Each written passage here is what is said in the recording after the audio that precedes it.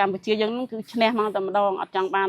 រឿងទៅហាខ្ញុំទៅវិញខ្ញុំអត់មានអីស៊ីយ៉ាងណាក៏ខ្ញុំត្រូវទៅតស៊ូទៅនៅជេរដែរបឹងតគួននឹងវិញដែរខ្ញុំអត់ចោលទឹកដីទេឈ្មោះប៉សុខាបងភៀសខ្លួនមកពីខាងខេត្តណាដែរបងខាងភូមិបន្ទាយមានរិទ្ធគេហៅបឹងតគួនឃុំគោករមៀតស្រុកថ្មពួកខេត្តបន្ទាយមានជ័យ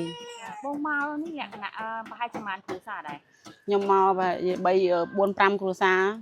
តែគ្រួសារហ្នឹងបងប្អូនតែអ្នកភៀសខ្លួនមួយចំនួនទៀតហ្នឹងគេនៅតាមកលើវត្តផ្សេងហើយនឹងអ្នកបឹងតគួនច្រើនទៀតដែរដែលនៅ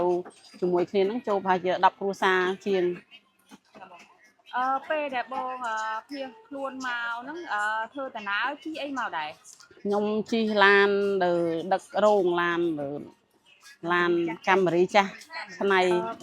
បានលឺសំណឹងមួយថាផ្ទះរបស់បងនៅនេះហ្នឹងមានបញ្ហាដល់ថ្នាក់ខេសអស់តិចអស់អញ្ចឹងណាបងអាចជំរាបបន្តិចបាននេះអាចផ្ទះបងនេះជាផ្ទះលក្ខណៈរបៀបមិនដែរហើយបងទទួលបានព័ត៌មានពីខាងណាមកដែរថាផ្ទះបងនឹងមានបញ្ហាដល់ពុះតិចអញ្ចឹងណាចា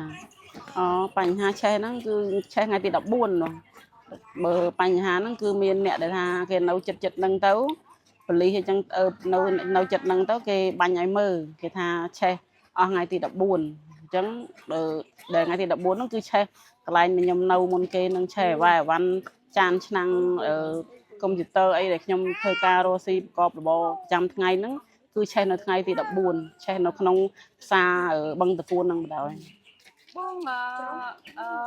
មានមុខរបរអីដែរនៅនោះខ្ញុំមុខរបរធ្វើចុងភៅការហើយនឹងថតរូបហើយនឹងកូពីហ្វូតូបងអាចប្រាប់បន្ថែមតិចទៀតបានទេផ្ទះរបស់បងហ្នឹងបងធ្វើក្នុងរយៈពេលប្រហែលហើយជាពិសេសហ្នឹងចំនួនថវិកាដែលបងបានធ្វើទៅលើផ្ទះហ្នឹងណាចំណាយអស់ប្រហែលអីប្រហែលខ្ញុំអត់បានផ្ទះហ្នឹងគឺខ្ញុំជួលគេនៅទេតែខ្ញុំមានតែអីវ៉ាន់ដែលរបស់របរខ្ញុំដែលនៅក្នុងហ្នឹងគឺអស់ច្រើនប៉ុន្តែផ្ទះខ្ញុំមិនបានដឹងថាប៉ុន្មានទេអញ្ចឹងណាបងតែរបស់របរខ្ញុំដែលនៅក្នុងផ្ទះដែលនៅផ្ទះជួលហ្នឹងសម្ភារៈហ្នឹងវាអស់ចូលខ្ទង់2-3ម៉ឺនដុល្លារដែរដោយសារតែបងបានភៀសខ្លួនមកដល់នេះហើយដល់ពេលឲ្យបងទទួលទៅថាខូចខាតអស់ហើយអីទៅតើបើសិនជាបងមានឱកាសទៅវិញហើយទៅផ្ទះវិញចា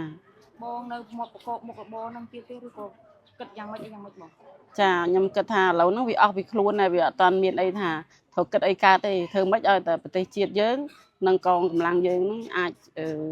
សន្តិភាពនិងសុខសាន្តត្រាននិងឈ្នះ